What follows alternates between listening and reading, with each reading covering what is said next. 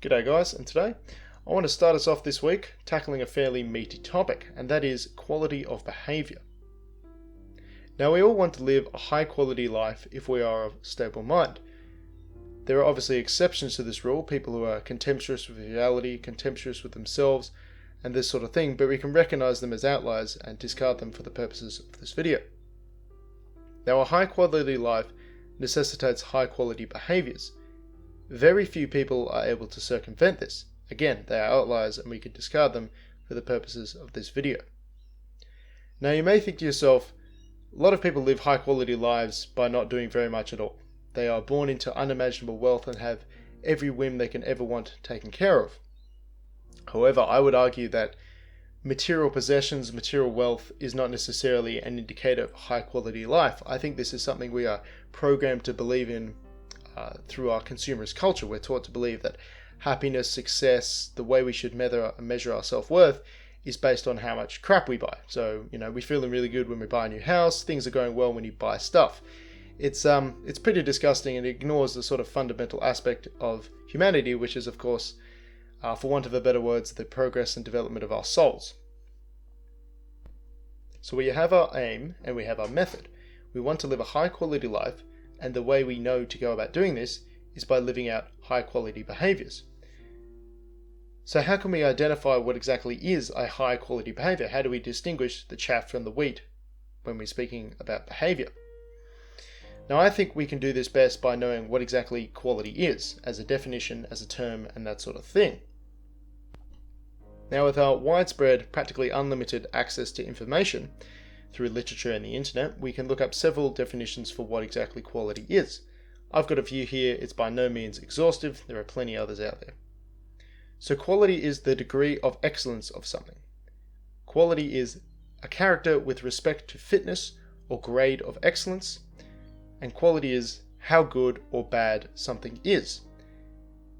Now, it bears mentioning we should look into the term excellence as well, since it's a sort of key hinging factor in this term.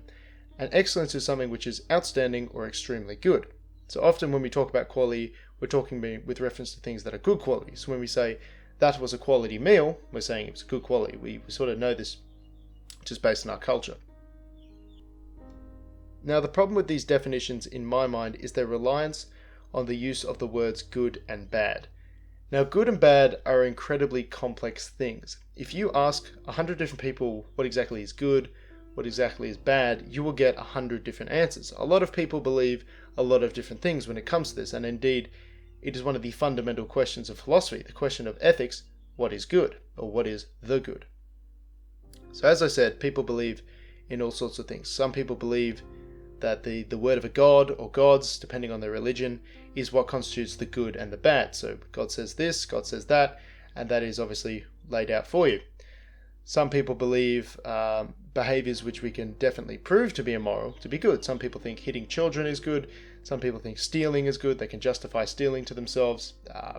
Some people think eating meat is immoral and bad and icky, and all this driving cars. And, as I said, there's a lot of different things that people think are good and bad. So I think it would benefit us if we attempted to sidestep these terms and avoid them in their entirety, because otherwise we have to wade through thousands of years of ethical debate, which would make this video 2,000 years long at least, which no one's interested in, least of all me. So in wanting to sidestep these incredibly complex terms and avoid this sort of quagmire of arguing about gods and religions and what's good and what's bad over the span of human history, I think we're best if we come to rest in the realm of manufacturing. Now I myself actually work in manufacturing. I'm just coming into my second year of being an apprentice machinist, just started this week.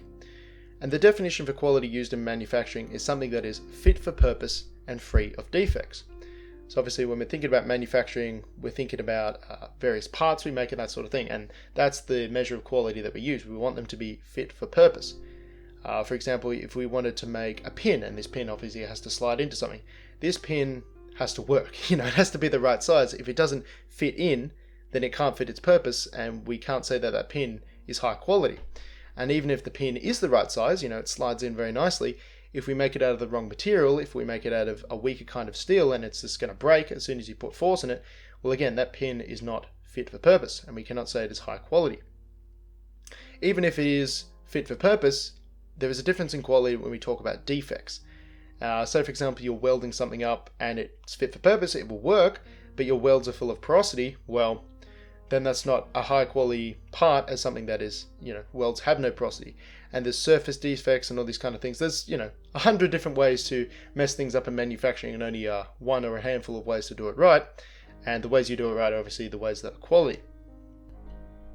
So that's where I want to steer us towards. Something else I want to point out that is implicit in the term fit for purpose, but I think is important to highlight, is this idea of sustainability. So when we're making things in manufacturing, often they're going to be used for repeat tasks. They're just going to be used over and over, hundreds, potentially thousands of times.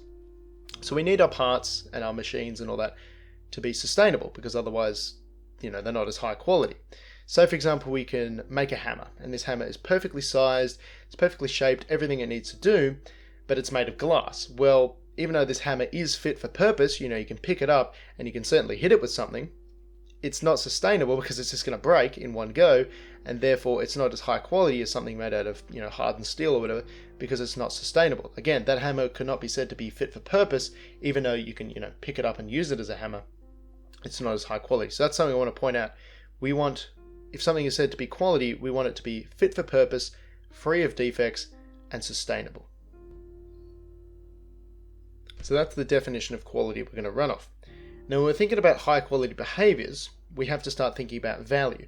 And I've discussed before on the channel, value is inherently subjective. We can think about the value an item has depending on different circumstances, and this highlights its subjective nature. So the example I've used before is ice cream. Now, when it's really hot, ice cream is quite valuable, to most people at least. Just for the purposes of this example, we'll assume there's no weirdos in the audience, because it's cold, and you want to eat ice cream when it's really hot. But when it's really cold, it's snowing, you're being blizzarded in or whatever, ice cream is not as valuable because it's cold. You don't want ice cream as much. And so that demonstrates the sort of value ice cream has and how it changes over time, and it can, vary from person to person. Even if there's two people in a hot room, one person just doesn't like ice cream. They're a fucking weirdo. So, even in that same situation, you can see the difference in value between that, and that explains how value is inherently subjective.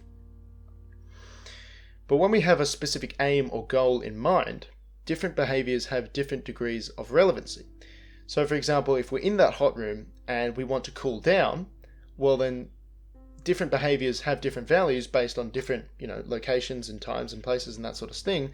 But if we fix ourselves to this one location, if we fix ourselves to this one goal of cooling down, then certain behaviors are more relevant than others. We can think of, putting on a warm jacket. That's not relevant to this situation. It's not going to help us cool down. So we're not going to engage in that behavior, and we're not going to say it has the same value as something else. Even though inherently value is subjective, that warm coat, even though you don't want it right now, you'll really want it when you're trapped in, the freezing cold room. If we think about just this one specific scenario in this one specific situation with this one specific goal in mind, we can see how some choices, some actions, some behaviors are more valuable than others. Now, the reason why I mention this is that, at least for me, when I've tried to engage people in this kind of conversation and to decide, what is high quality behavior, how should we act, how should we conduct ourselves and this sort of thing, you get this sort of mumbo jumbo reply of, oh, it's different for every person, and, whatever makes you happy, and this sort of crap. And I push back against this, evidenced by this video, because again, I think we all are in agreement, if we're of a stable mind, that we want to live a high quality life. So that's the thing. That's our specific goal. We're in a specific scenario, which is life, which is, impossibly complex and varied compared to just being in a hot room. But again, it's that one fixed scenario, and we have one fixed goal, which is live a happy life. Therefore, just like our example of the hot room, some actions, some behaviors are more valuable than others. And the way we determine these valuable behaviors, as we've seen before, is we measure them as being fit for purpose, free of defects, and sustainable.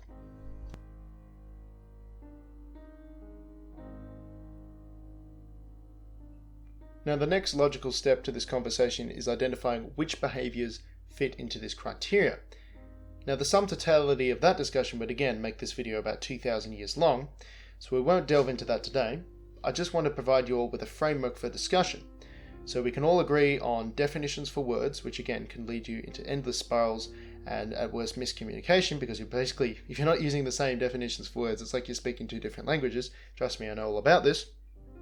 I want to make sure everyone is speaking the same language, and I want to provide people with a framework, because that's often difficult for people to come up with on their own. What I've provided here is merely a guide. It's a push in the right direction. Here's what I think is relevant. Perhaps you don't think it's relevant. Perhaps you have a different idea as to what constitutes quality, behavior, all these words I've been bringing up. And if you do, feel free to put that down in the comments, because I want to promote discussion. Because that's what we can do here. We can have this big discussion. It doesn't necessarily have to be, a fierce online shit-flinging debate. It can be a reasonable discussion as to what constitutes a high-quality behavior. Because again, as I mentioned before, lots of people believe in different things. So we might have someone who's watching this video who's incredibly religious and takes, issue with the fact that I haven't mentioned God or anything like that, or gods, depending on his religion. And again, I want to promote that discussion down in the comments. I think instinctively we can recognize some behaviors as fitting this criteria. I don't think we could say that self-harm in the physical or mental sense, either or, is exactly sustainable or fit for purpose. Because, if we cause too much self-harm to ourselves, if we put ourselves down, we're not going to be able to sustain our behaviors. We're just going to be too miserable or outright dead, or any one of 100 innumerable tortures. Another behavior which I would edge people towards as being high quality is obviously looking after your body, eating right, sleeping right, exercising, certainly, because this is sustainable behaviors as long as you're not killing yourself exercising too much. And it is a behavior, the inverse of which is unsustainable. So if you do not look after your body, you will not be able to sustain your own life. Your life will not be high quality because it won't be sustainable and it won't be fit for purpose. Because if you're some couch-dwelling obese blob, you can't go out and fulfill your purpose unless your purpose is sitting on the couch. And again, I wanted to try and make a simplified discussion framework for people to talk about, but I've introduced this idea of purpose, which is, again, what is the purpose of your life? is a huge complex question. But again, I think we can divide people into categories and some such. I think most people, again, want their purpose is to live a high quality life, or they want to grow up and have a family, or live by the word of God or something like that. I think we can find a lot of common ground with people, and that's not as complex a question as it potentially could be. But yes, I would edge towards people that obviously exercise is a high quality behavior. I encourage everyone to do that, and I encourage everyone to share their ideas with me in the comments below. You can critique my criteria for success, the various things that I'm pointing people towards, or perhaps you can attempt to highlight behaviors that will fit this criteria. And this criteria, again, being something that is fit for purpose, free of defects, and sustainable. I look forward to your thoughts and feedback below. Let's take a positive first step, a strong first step into 2020. Let's help uplift each other. Let's do some good, and let's all make sure we're exhibiting high quality behaviors. Thanks all for sticking around, and have a good one.